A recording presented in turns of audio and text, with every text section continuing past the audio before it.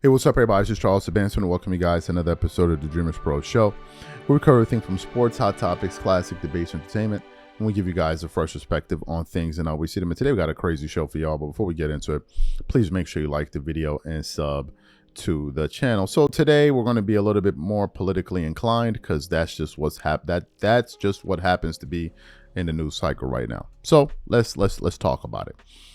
So as you guys know, now you have, and I've noticed it, you have certain sports figures who are now kind of slowly drifting into the spectrum of politics and kind of blending politics and sports. Now, personally, I think that's a mistake. This is just my personal view. I think it's a mistake to discuss politics on a sports platform. I'm gonna tell you why. Not because I don't think that you should express you should be able to express your political views. No, not because of that. I just believe that politics is so divisive. It's so divisive that why risk tarnishing your business just because you have a political view, where you can instead create another platform and then talk as much as you want about it. This is just my take. We're not gonna destroy Dreamers Pro because I have some political views just because I want to get them off my chest. No, if I want to talk politics, we open up a second channel, which we already did. So that's just me. And it doesn't work well, right? It just doesn't work well. You saw the backlash from what was it in the bubble with the political stance because of George Floyd. A lot of people supported, turned off a lot of people. The NBA lost a lot of viewership because of it.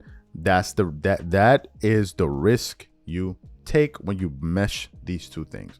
The fact is, people tune into sports to see sports. Certainly that's why I do it.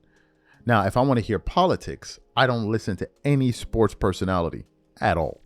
There are a lot of people that discuss politics that do a fantastic job, and I follow them. I don't follow them for sports, right?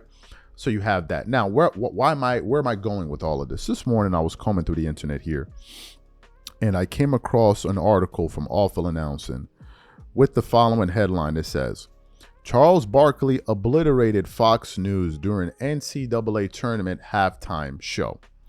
And I'm like, wait, what? Why? What happened here?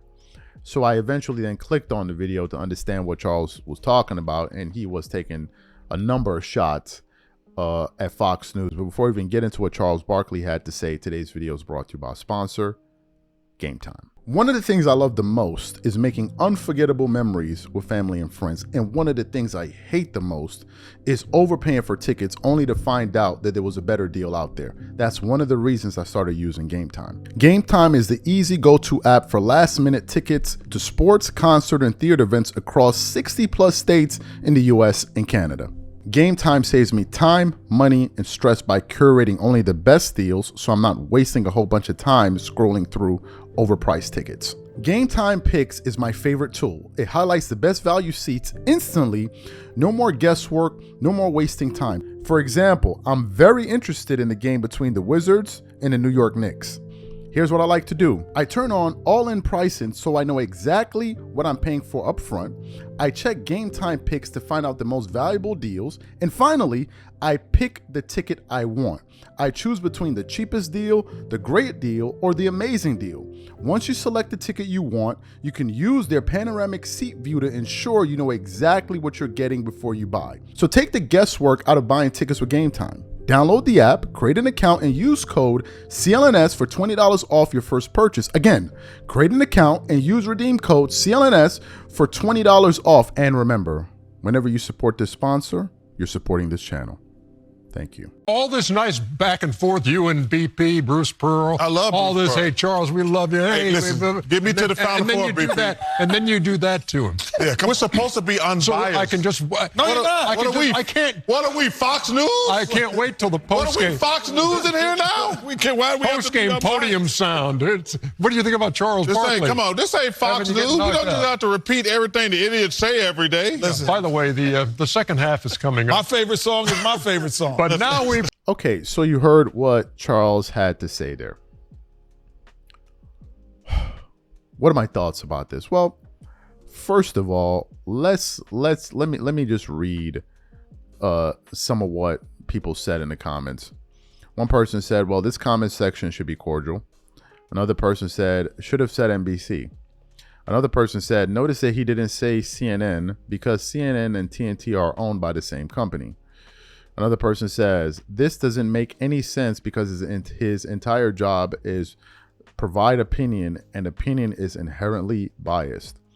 Another person said, I love Chuck. Another person said, hey, TNT, do these men represent you? Another guy said, this guy has no filter. And some other people chimed in. What are my thoughts on what Charles Barkley had to say? I watch, well, let me not say I watch Fox. Well, I don't really watch Fox News. I usually see updates from Fox, MSNBC, CNN on my Instagram. Right, I just follow these accounts so I get updates from them. I think I had to, was it on CNN or one of those accounts I had to unfollow?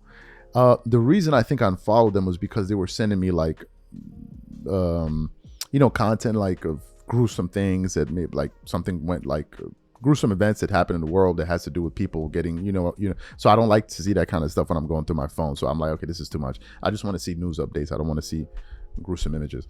So. The point is I do follow these guys. I follow Fox, I follow MSNBC, I follow CBS, I follow all of them just to hear what everybody's saying. And the fact of the matter is what Charles said could be said about every single network.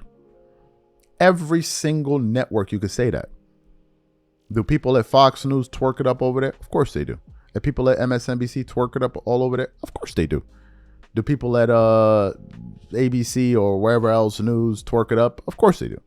Do we have independent guys that are left-leaning, that are like that hate every single thing that the right does? Yes, they do. Do we have guys that are on the conservative side of things that hate every single thing that people on the left do? Of course they do. It happens across the aisle. Right, it's just par for the course. And people will find anything to fight over. I don't think it's a Fox News thing. I think it's just a person thing, a human being thing. I'll give you guys an example. A game that I thoroughly enjoy playing. Well, let me rephrase that. Enjoyed is a big word. I enjoyed it, but it was extremely frustrating. For those of you who played the game, know what I'm about to say. Black Myth Wukong. Man, that game is fun, and man, that game pissed me off. Right? Pissed me off. Y'all played it. Some of y'all played it.